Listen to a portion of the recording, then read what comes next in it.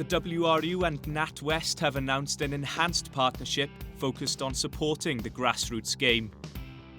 NatWest Rugby Force was launched in 2009 to help local rugby clubs improve their facilities with the support of volunteers and the community, with a long-term goal of making the clubs more financially viable businesses. Well, having just taken on the role, absolutely delighted that NatWest is continuing a 4-year programme, concentrating specifically on the community game and supporting the game in Wales at that regional and community level. For me,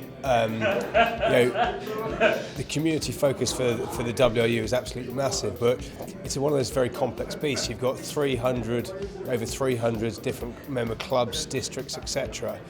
And what's right for one entity is not necessarily right for the other, and I think that the devolved nature of this form of support is absolutely spot on, and I think it's exactly aligned to what we want to do in terms of supporting the community game going forward.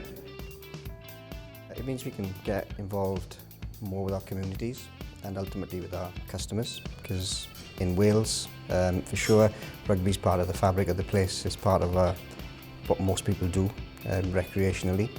And it just allows us to connect with those people, because as an ex-rugby player and a rugby dad, I spend most of my weekends in rugby clubs, either watching my children, and it's quite clear that grassroots rugby is totally dependent on volunteers, on fundraisers, and on people prepared to give up their spare time and ultimately play the game. So I think the Rugby Force programme kind of covers all of that for me.